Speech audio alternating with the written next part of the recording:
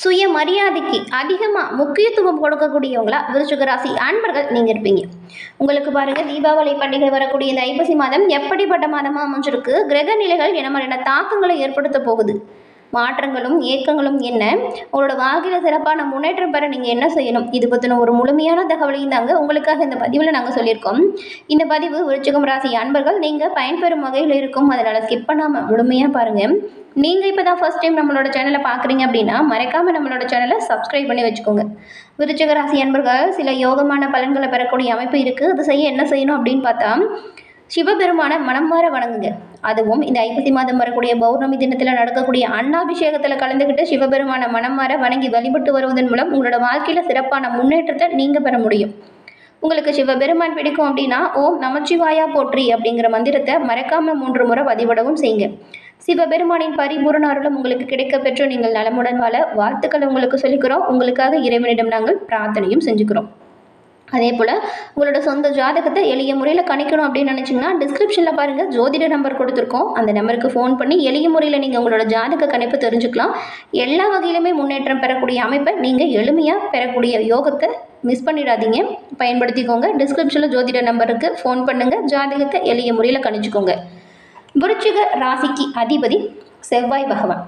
விருச்சிக ராசியில் பிறந்தவங்க எப்பொழுதுமே பாருங்கள், கல்வி கேள்விகளில் மிகுந்த ஈடுபாடு கொண்டவங்களா இருப்பீங்க. உங்களுக்கு முன்கோபம் அதிகமாக இருக்கும். இந்த கோபம் உங்கள் கூடவே பிறந்ததுன்னு சொல்லுவாங்க உங்கள் கூட இருக்கிறவங்க. எந்த ஒரு விஷயத்தை எடுத்தாலுமே அதை முடிக்காமல் விட மாட்டீங்க. ஆனால் அப்படி இருந்தாலுமே சில தோல்விகள், சில தடைகள் வரும்.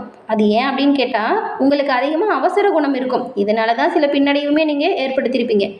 எல்லா விஷயத்திலுமே நன்மை நல்லது உண்டாகும். ஆனால் இந்த அவசர குணத்தால் தான் நிறைய பாதிப்பை விருச்சிக ராசி அன்பர்கள் பெரும்பாலும் சந்திச்சிருப்பீங்க.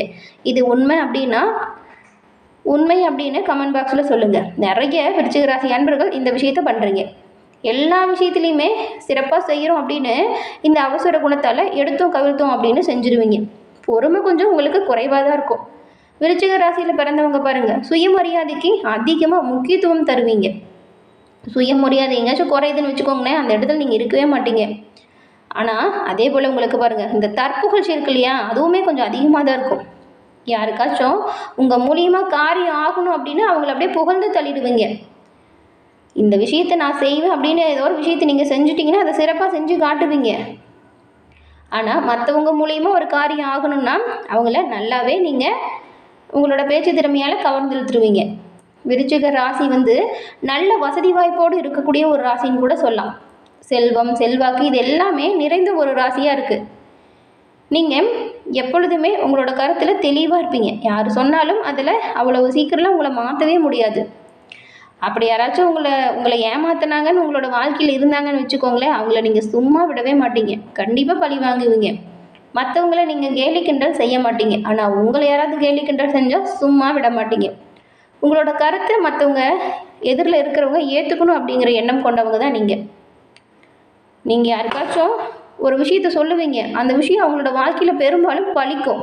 நீ இப்படி தான் பண்ணுவேன், நீ இது நடக்கும், இதை பண்ணு அப்படின்னு நிறைய நண்பர்களாக இருந்தாலும் சரி, குடும்ப உறுப்பினராக இருந்தாலும் சரி, உங்களோட கருத்தை சொல்வீங்க. அது அவங்களோட வாழ்க்கையில் உடனே நடக்கும். பெரும்பாலும் உங்களோட கணிப்பு அப்படிங்கிறது சரியாக இருக்கும். நீங்கள் பேசும்போது பாருங்கள், எல்லாமே தெரிஞ்சது போல் பேசுகிறீங்க அப்படிங்கிறவங்க கூட இருக்கிறவங்க கேட்டிருப்பாங்க. ஆனால் நீங்கள் சொன்னது அவங்களோட வாழ்க்கையில் நடக்கும்போது தான், அட அன்னைக்கு இவங்க சொன்னது சரிதானே அப்படின்னு அந்த உண்மையை நிறைய பேர் உங்ககிட்டயே ஒத்துருப்பாங்க. இப்படி முன்கூட்டியே நடக்கிற விஷயத்தை நல்லா முன்கூட்டியே கணிக்கக்கூடிய திறமை கொண்டவங்க தான் விருச்சிக ராசி அன்பர்கள் நீங்கள். உங்களுக்கு இந்த மாதம் எப்படிப்பட்ட மாதமாக அமைஞ்சிருக்கு அப்படிங்கிறத நாம் இப்போ தொடர்ந்து பார்க்கலாம். இப்போ புரட்டாசி மாதம் முடிஞ்சு ஐப்பசி மாதம் தொடங்க போகுது. இந்த ஐப்பசி மாதம் விருச்சிக ராசி அன்பர்களுக்கு என்ன மாதிரியான பலனை கொடுக்கும், என்ன மாதிரியான அதிர்ஷ்டத்தை கொடுக்கும் அப்படிங்கிறத முதல்ல பார்க்கலாம். இந்த ஐப்பசி மாதம் பாருங்கள், தமிழ் மாதத்தில் 7வது மாதமாக வருது. இந்த மாதம் அன்னாபிஷேகம், தீபாவளி, கந்தசஷ்டி உள்ள முக்கிய பண்டிகை விரத நாட்கள் கொண்டாடக்கூடிய ஒரு மாதமாக இருக்குது. ஐப்பசி மாதத்தில் காவேரியில் நீராடுறது மகா புண்ணியம் வாய்ந்த ஒரு செயலாக பார்க்கப்படுது. இந்த ஒரு வாய்ப்பை தவற விட்டுறாதீங்க. ஐப்பசி மாதம் முழுவதுமே நீங்கள் ஏதாவது ஒரு நாள் புண்ணிய நதியில் சென்று தீர்த்தம் குளிச்சுட்டு வாங்க. அப்புறம் பாருங்களேன், நன்மை பிறக்கும், நல்லது வர தொடங்கும். இந்த மாதம் கந்தசஷ்டி விழாவை நீங்கள் முருகனை மனமாற வழிபடுவதன் மூலம் நன்மையை பெற முடியும். பிரம்ம முகூர்த்தத்தில் எழுஞ்சி நீங்கள் உங்களோட வீட்டில் குளிக்கிறதுமே கங்கா ஸ்நானம் செஞ்ச புண்ணியத்தை பெற்றுத்தரும் இந்த ஐப்பசி மாதம். அது மட்டும் இல்லாமல் ஐப்பசி மாதத்தில் தீபதானம் செய்வது சிறப்பு வாய்ந்த ஒரு விஷயமா பார்க்கப்படுது.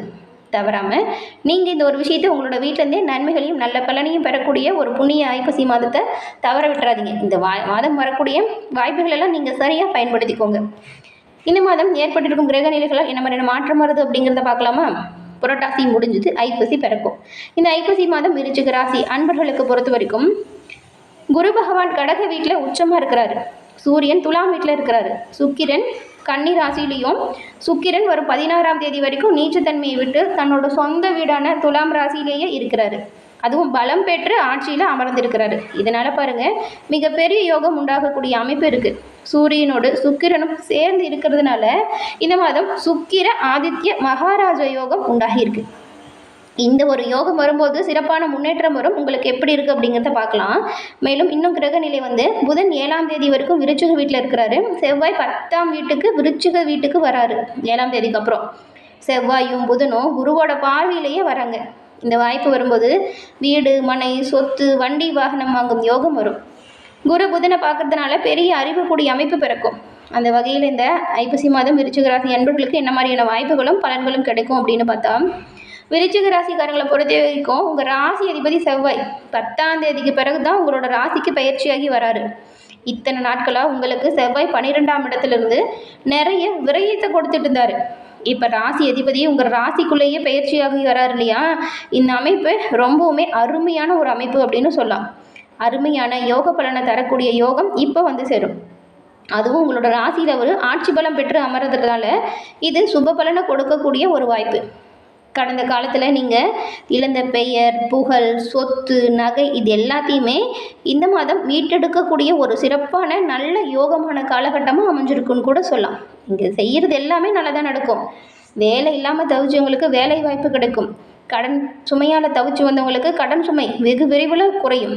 பல்வேறு வகையிலிருந்துமே பணவரவு உங்களுக்கு திருப்தி தரும் வகையில் அமையும். பணப்புழக்கம் அதிகரித்து பொருளாதாரத்தில் நல்ல ஒரு உயர்வு வரும். இதுக்கு முன்னாடி நீங்கள் நிறைய செலவு பண்ணி நிறைய விஷயத்தை செஞ்சுருப்பீங்க. ஆனால் எந்த ஒரு முன்னேற்றமுமே வந்திருக்காது.